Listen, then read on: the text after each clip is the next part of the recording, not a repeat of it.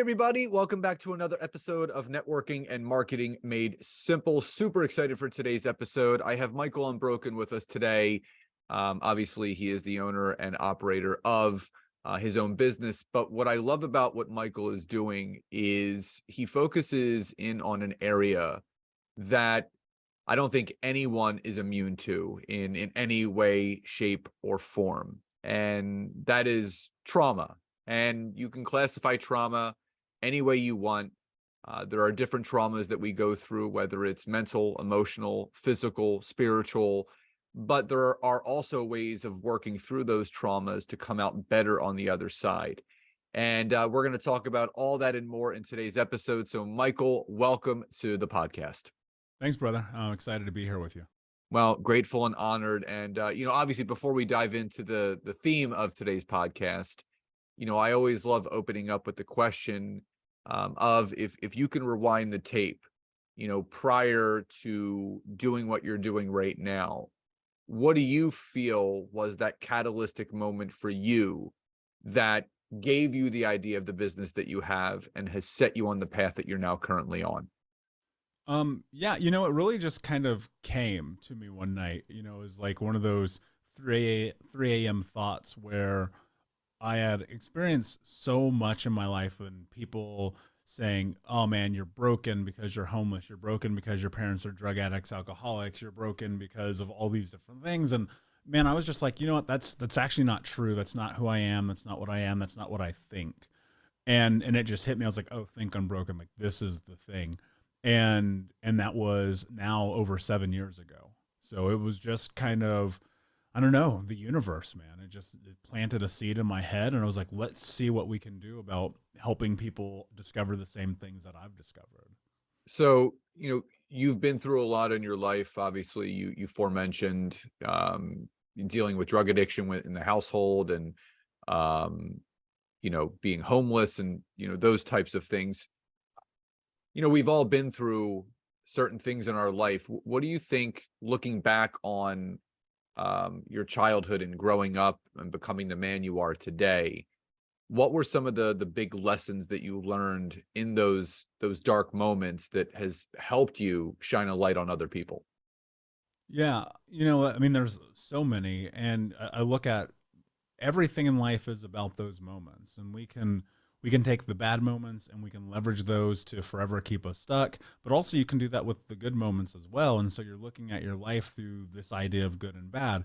And what happened for me, the biggest transformation is I just started looking at life through this perspective of, did I learn from this?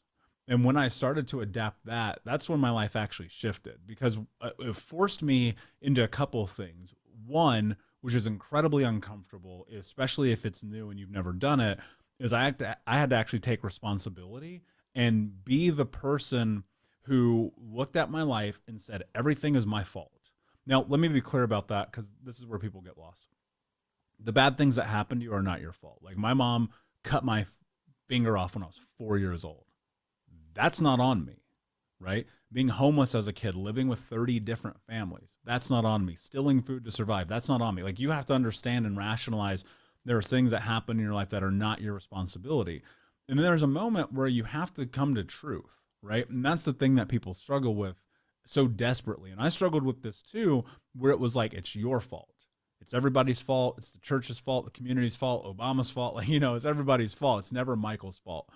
And I came to realize, like, all of these circumstances of my life that sucked. And dude, they fucking sucked bad. There were moments where I'm like, what is happening? I built and created this life. By the time I'm 25, I've made almost $1 million, and I'm working in a Fortune 10 company. I have no high school diploma, no college education, but I'm 350 pounds, smoking 2 packs a day, drinking myself to sleep. I'm living paycheck to paycheck, making 150 grand a year, right? Like it's insanity. $50,000 in debt. My Cadillac gets repoed. And I was like, nope, this is everybody's fault. And then I realized, like, oh, wait a second. No, this is all on you. And so that was the first thing that happened. I realized I was leveraging the past to keep myself stuck based on my own behaviors that I was using to justify. And that is not a way to live. And the other part of it is I realized that there's massive freedom in the willingness to just say fuck it and go for it. And that's what happened to me, because I was like, you know what, man, I'm 26. Life is a fucking disaster. What's the worst thing that's going to happen if I just go chase my dreams? And at the time, the dream was very simple. How do I overcome all of these things? How do I heal? How do I become different? How do I stop being stuck in the past? And 13 years later, that's what's led me to talking with you today. And it was like, you just got to have that willingness to go deep. I think people, self-ownership, it's the blame game we always talk about, but acknowledging those things.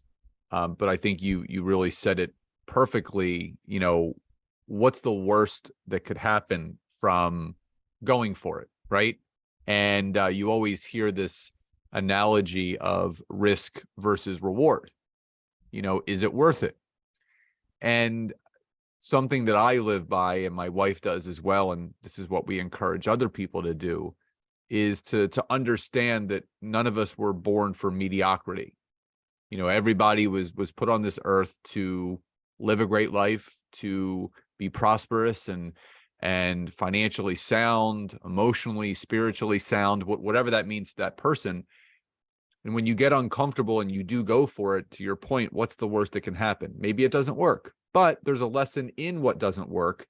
And you learn from those failures, you learn from those lessons in order to move yourself forward. And I think every single person that's listening to this episode could relate to your story in one way, shape, or form, because we've all been through certain types of trauma. And I would say, for me, there were various traumas from a personal standpoint, but also a family standpoint. My father was incarcerated for 2.5 years when I was a teenager, and that kind of shifted the perspective of my life and the journey that I was going down. And I did go through a lot of resentment. I did go through a lot of anger and blame, right? And, oh, woe is me, and pointing the finger at other people. And it wasn't until I realized that, listen, I'm the captain of my ship here. If I'm gonna steer this in a specific direction, I got to be the one at the helm. And I think a lot of people that are listening to this that have been through specific traumas, whether it's something that I've been through or something that you've been through, you have to understand, taking that ownership and that responsibility, that you are the one responsible for what will or will not happen. There's power in that. So for that person that's kind of stuck in that 6 inches between their ears and they just can't seem to get out of their own way, what's your best advice for that person to start making those steps forward to not just taking ownership of their story and their life, but advancing through those trauma to become better on the other side?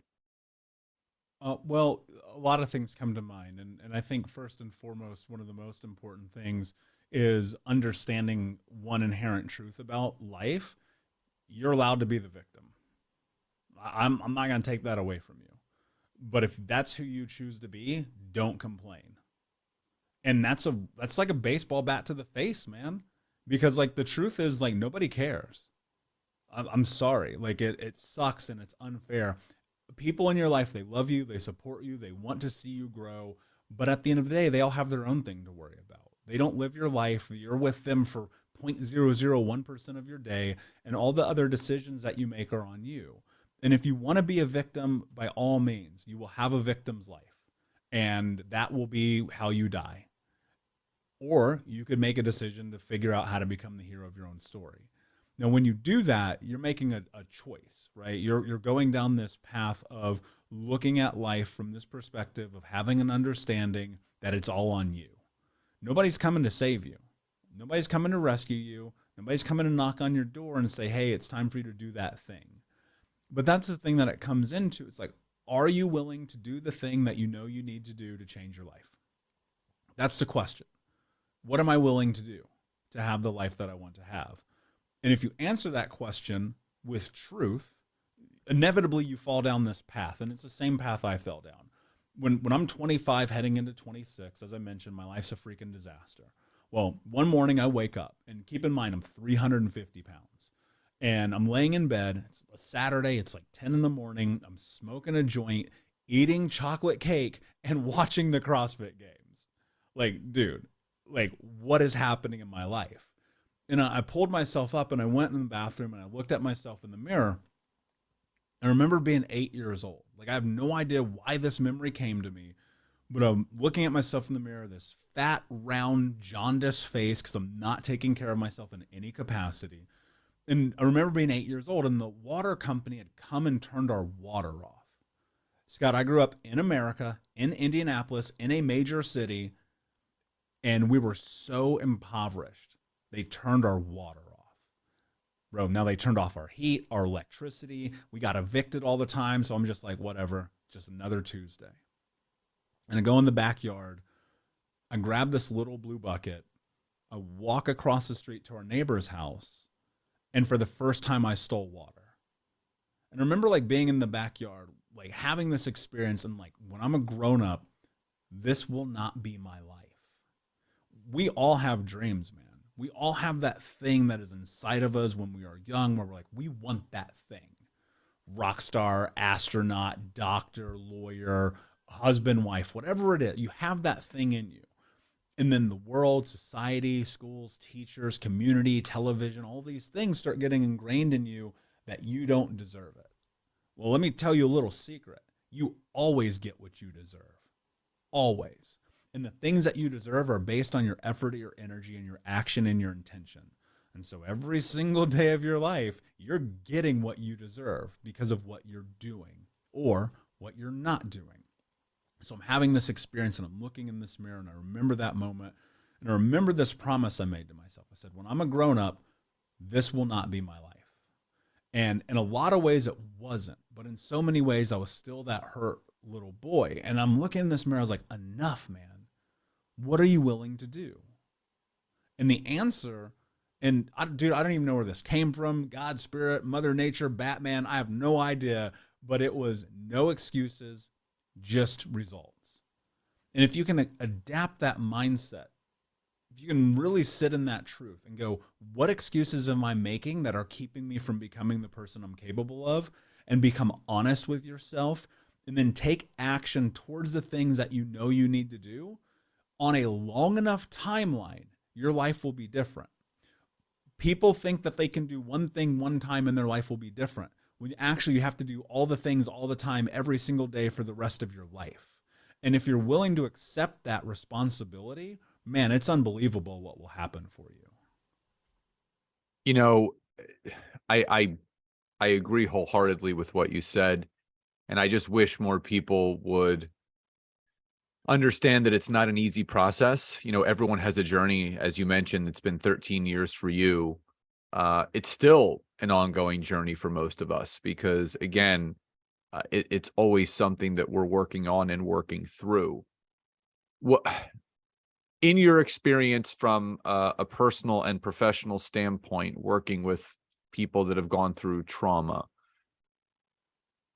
everything that you've seen, heard, and spoke to and about, what do you feel is the number one reason why someone doesn't fully lean into part of their story that's holding them back in life, where if they just understood that, leaned into it, grew through it, they'd be better after understanding that? What's the main reason why someone is not willing to do that? I mean, you have to relive the worst moment of your life. Like, most people don't want to do that.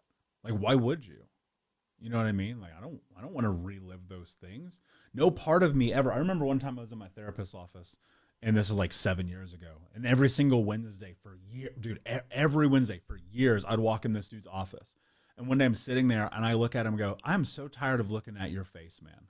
I'm so tired of being here. I'm so tired of dealing with things that are not my responsibility. And he goes, I know. And it just dawned on me in that moment. I was like, this is the game. This is the journey to clean up the mess. Even though it's not your mess, it's your house, right? And so people are stuck because it's hard, man. This isn't easy. This is the hardest thing anyone will ever do. No questions asked. Running businesses, super easy.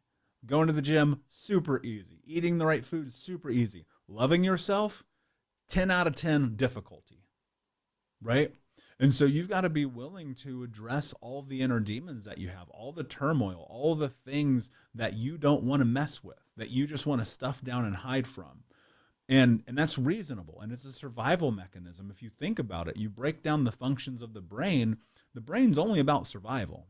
And so to tell the brain, I need to step into this level of discomfort to grow, to heal, like your brain doesn't want to do that, right? But your body needs it. Your soul needs it. Your everything else needs it. And so you're at constant combat with yourself.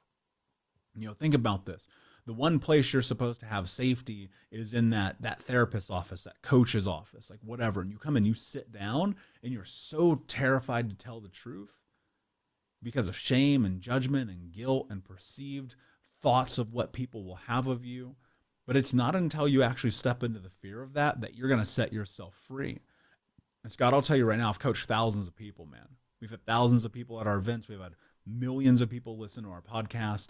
And there are probably 17 to 20% of people whose lives will never be different. Even though the game plan's right here. It's right in front of them. I've laid it all out, man. I know it works because here I am talking to you. But for those people, it'll never change because they're so indoctrinated with the fear. And unless you're willing to face that fear, it's not going to be different. Facing fear is probably one of the scariest things to do because, as you said, who wants to relive the darkest, most painful moments of their life? But there is peace that comes with all of that. And, there's percentages that can be thrown out about everything. And something that my wife and I always talk about is that, we've helped a lot of people as well. And everybody wants the best kind of business. They want to live the best kind of life. And to your point, you can hand someone on a silver platter every step that needs to be taken to get to exactly where you want to be. I mean, you give them the GPS coordinates of exactly, here's point A to point B. This is what you have to do. Follow this plan. And they veer off and go in their own direction. And they end up either reversing, keeping that car in neutral, or turning around and going back the way that they came. And my wife and I focus on something called the 51-49 rule. And I think this is applicable to any business, any coach, anyone that's helping other people. You can't want it 51% for the person, and they can't want it 49% for themselves. If it is skewed in that direction, the person is never going to do anything. It's got to be the reverse. That person has to want it 51% for themselves, and you have to want it 49% for them. Yep. True. So as we start to wind down, for people that have been listening to this, that resonate with you and your story around trauma and all those things, how are you now helping people? And if someone is curious to learn more about Michael Unbroken and everything that you guys have going on, what's the best way for people to find out how and what you're doing? Yeah, man. And I just want to say this real quick. You're spot on. I one of the most unfortunate things about what I do is sometimes I have to fire clients, and that's part of business. And I will sit with them and I will say, I cannot change your life for you. You don't want this bad enough. What you want is to say that you tried and that nothing works and woe is me. And that's the mentality that must shift, whether it's in business or in life or in relationships. Like, you have got to want it more than anybody else, or it does not work. We have a lot of different things, man. I mean, if you just go to thinkunbroken.com, you'll find the podcast. I give everyone my books for free. You can go and check out the social media. We have a weekly coaching group as well. We have a book club, tons of stuff. Just go to thinkunbroken.com. Well, that's easy enough. And obviously that will be in the show notes where people can find out more. So Michael, before we sign off, I always love closing with one final question. What does success truly mean to you? Man, to me, it's looking in the mirror and being okay with who you are. Period. Yeah. Short, sweet, simple, to the point. I think there's a significant power in loving you for all of our imperfect selves. We are not perfect. We're going to make mistakes. We are going to falter and obviously learn from all those things. And obviously there's going to be a lot of victories. There's going to be a lot of defeats, but that's all part of the human life process. So, Michael, thank you so much again for being here today. Loved everything that you spoke about, and I know my audience is going to take away so much. Grateful for you and your time, and thank you again for being here. Anytime, my friend. So, as always, everyone, wherever you're listening, watching, to and from, please leave us a rating and review. Also, please comment what you love most, what you would like to see more of, so we can continue to provide the highest value for all of you. So everyone, please enjoy the rest of your days, and I'll talk to you next time.